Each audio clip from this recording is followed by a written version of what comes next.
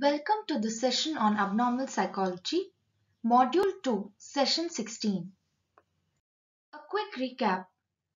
We discussed cognitive behavioral perspective, that is the attribution theory, in the previous session.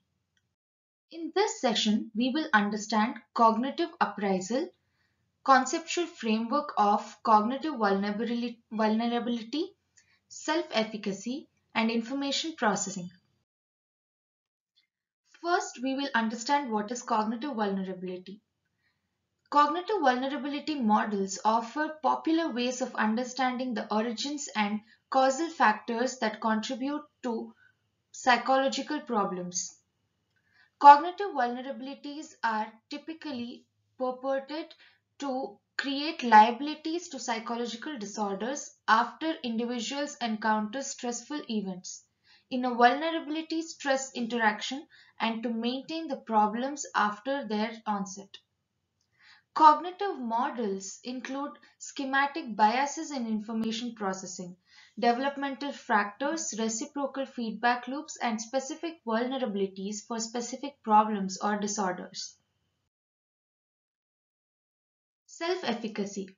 The term self-efficacy refers to an individual's confidence in their ability to complete a task or achieve a goal. The concept was originally developed by Albert Bandura. Self-efficacy is linked to academic achievement and the ability to overcome phobias. We will understand self-efficacy through an example. A student who has a high level of self-efficacy in mathematics will feel confident in her ability to do well in tough statistic class. Even if she is not particularly skilled at this particular type of math, her strong self-belief can help give her the motivation and will help to persist even if the lessons and assignments are very difficult. People who have higher levels of self-efficacy tend to view the challenges they face as things to be mastered.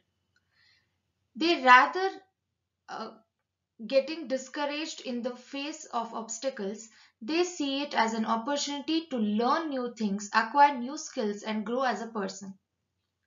Setbacks are inevitable in life, but people who possess a strong sense of self efficacy are more likely to recover quickly. They are resilient. They also tend to be more involved in the pursuit of their goals and take more active role in the activities in which they participate. They feel more intrinsically motivated to pursue goals rather than mere extrinsic motivation.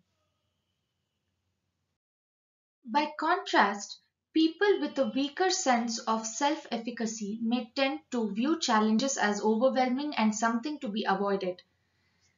They get discouraged and give up when they face obstacles in the path of reaching their goals. They avoid getting deeply involved and are less committed to groups and activities. Self efficacy can also play a role in health and healthy behaviors. For example, it can play a role in how much people persist in changing their risk behaviors, such as quitting smoking or sticking to an exercise regime. Information processing. It is a cognitive theory that uses computer processing as a metaphor for the working of the human brain. It was initially proposed in the mid-50s by American psychologists including George Miller to explain how people process information into memory. The most important theory in information processing is the stage theory originated by Atkinson and Shiffrin, which specifies a sequence of three stages information goes through to become encoded into long-term memory. That is the sensory memory, short-term memory or working memory, and long-term memory. Summarizing the session, we discussed cognitive vulnerability in cognitive psychology, which is an erroneous belief, cognitive bias, or pattern of thought that predisposes an individual to psychological problems. Self efficacy refers to the set of beliefs we hold about our ability to complete a particular task.